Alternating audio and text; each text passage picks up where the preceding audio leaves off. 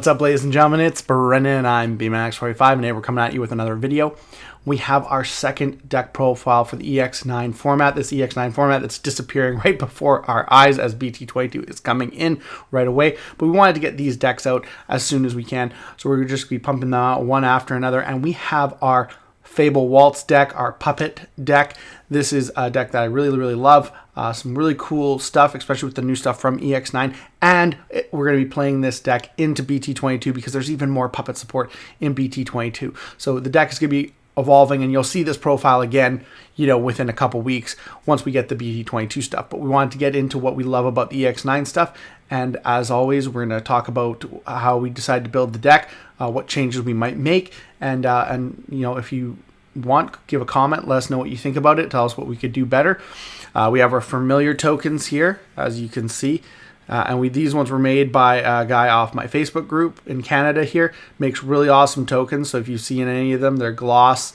We are getting a new familiar token in BT22. We're getting the legit one, but these were still looked really good, and so I'm glad he actually sent these for free because I'd been doing so much business off of him. So the familiar token, if you don't know, on deletion, one of your opponent's Digimon gets minus 3000 DP for the turn, and then it's a 3000 K puppet monster. So there you go. And we'll get into the rest of the deck profile right now. And hey, if you enjoy this type of content, be sure to smash that like button, comment down below. We'd love to hear your thoughts. Subscribe to the channel and hit that bell for notifications so you miss a single minute of the fun. All right, well, we're starting off with our Digi Egg. It's Kieramon. When attacking, if you have another Digimon, draw one. So the whole point of this deck is you're putting bodies on the board, so you should always have puppets or tokens on the board. So just cool draw egg for having multiple stuff on the board. So run 4 of that. You could run 5, but I don't see the point because you don't have like a turbo hatching engine like Uko. Play 4 copies of Shumon from EX7. Inheritable, all your opponent's security Digimon get minus 3000 DP, which is always really good when attacking.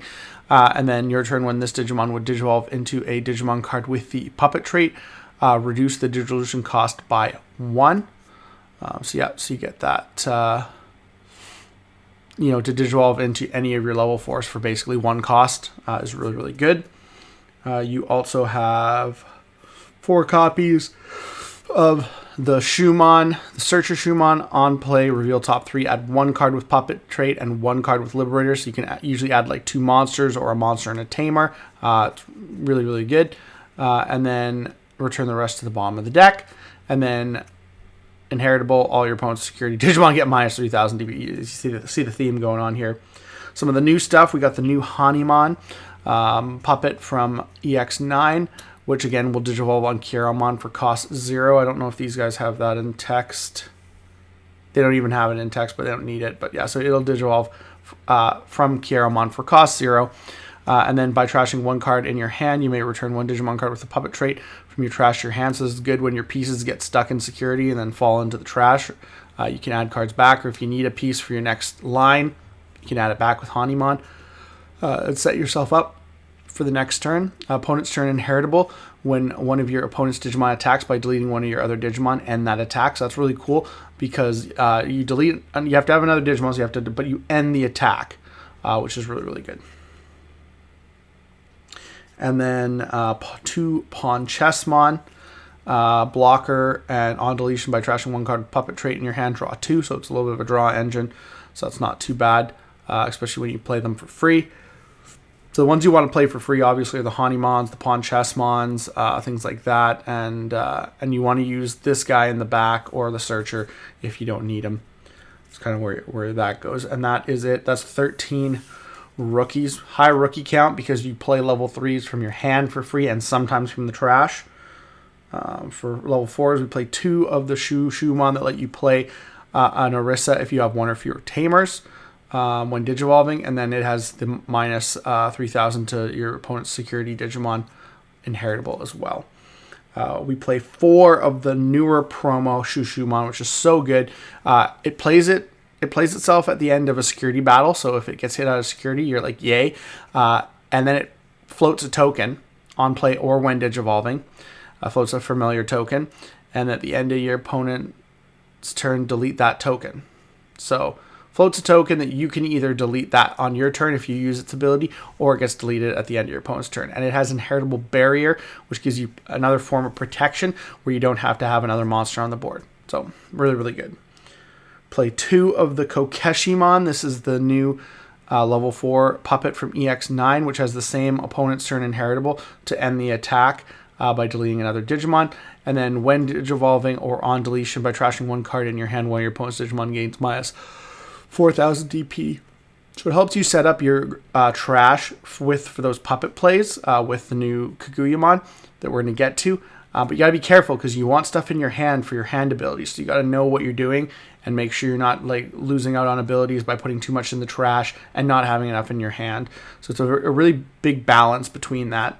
Last, I tech one of these Namakamon, whatever. It's a puppet, so you can play it off of your free play abilities. You're not obviously going to digivolve into it, but on play when digivolving, if you have 3 or more security cards until the end of your opponent's turn, one of your Digimon can't have its DP reduced by your opponent's effects and isn't affected by de-digivolve effects, which is really, really great.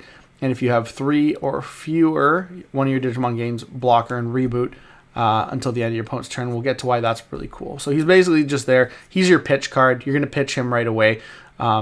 He's to get your other effects off, like the Hanimon, like the Kokeshimon, and have him in trash for that play ability, which is going to be what we talk about a little bit later. Getting on to level 5s, there's 9 level 4s. We're playing 3 copies of EX7 Chaperomon, and I will have my regionals ones coming once my regional prizing gets here. And then it has Overclock, which is at the end of your turn by deleting one of your tokens or other puppet trait Digimon. This Digimon may attack a player without suspending, which is always really, really good. Also, when digivolving, you may play 1 level 3 card with the puppet trait from your hand without paying the cost. This is one of the reasons why we play such high level 3 counts. And it has the all turns inheritable when this Digimon would leave the battle area other than by your effects by deleting one of your tokens or other puppet trait Digimon. It doesn't leave, so again, form of protection. We have the new Karakuramon, which is really good, especially with the promo, because on play when digivolving by deleting one of your tokens or other puppet trait Digimon, this Digimon may digivolve into a Digimon card with the puppet trait in the hand without paying the cost. So you can go into your level 6 for free, and all you need is a token or another Digimon on board, which is why it's really good to have. The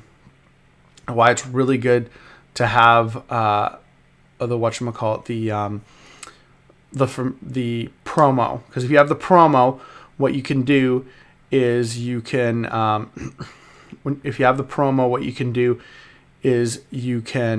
play out with the promo. If you can play out a token, say you digivolved off the EX1 Shumon, it costs 1. And then you say you have a training in the back, you digivolve into this for cost 1, so that's for 2 memory. You've gone up to your level 5. And then you can pop that token, which will minus 3k from one of your opponent's Digimon and go into your level 6 for free. It's actually pretty nuts when you actually think about it. So this card's really good.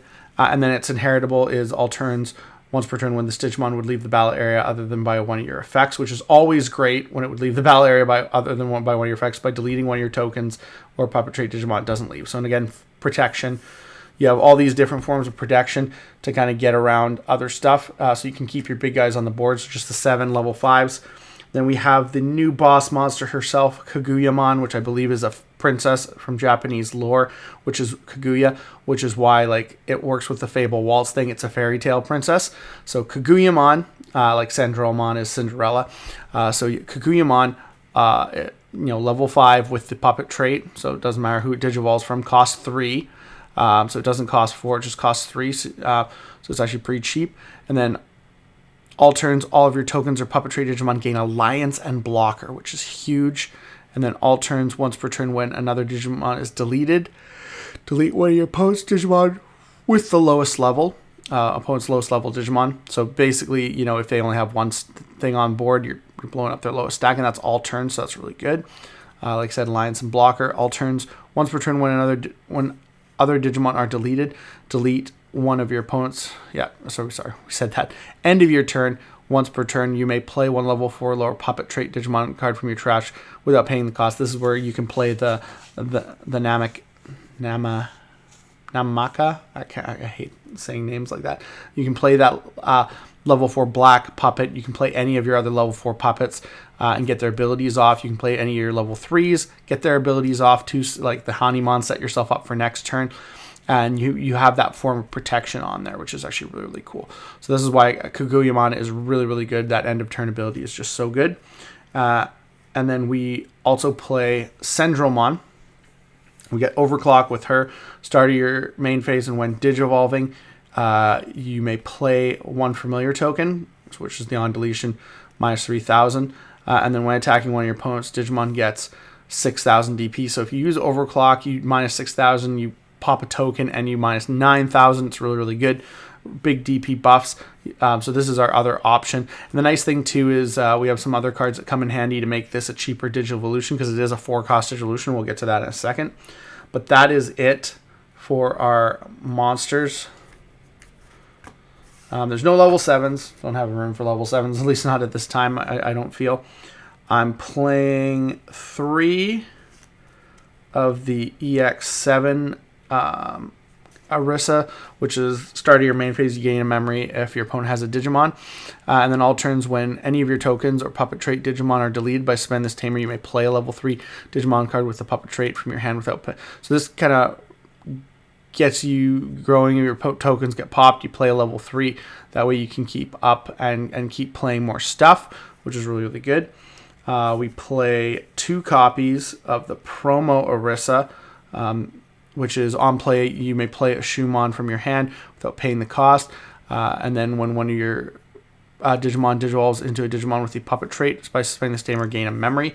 So you can use it for memory gain. The nice thing too is you can do that whole Kakuramon combo with the other Shumon, the one that lets you play a tamer. You play this, you play your Shumon from your hand to use for the Kakuramon, and then when you digivolve, you reduce the cost, so you literally only have to pay like for the Kakuramon, or even not if you have training, pay for like anything. You pay like 1 memory to digivolve with that whole combo.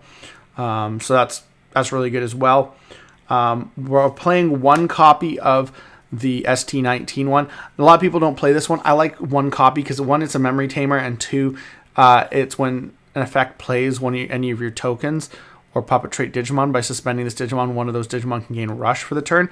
So it's kind of cool, because if you play your cards right, say with, you can potentially play, something and Digivolve up really quickly in this deck with abilities. So I like that option for having the Rush as well, and it helps close out games. So I like 1 of those.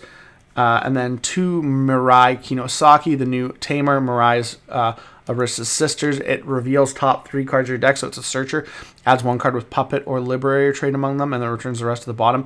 And then when any of your Digimon digivolve into the puppet trait Digimon, by returning this tamer to the bottom of the deck, you may play an Arisa or 1 puppet trait Digimon card from your hand with a play cost reduced by 3. So it can play you can play this for 1, so that's not too bad, and it can play any of your other ones for free. So it's kind of nice. Mirai Kinosaki, good card to start out the game with. If you don't like the 4-cost Arisa, I would say you could just play like something else. Like I only play like 3 training. You could play another training, but it's up to you on that. Lastly, we have our options. 3 training, because you want those level 5 or level 4s. Well, you want those level 5s to be reduced, because you're already going to be reducing your level 4 Digivolution, so that's good.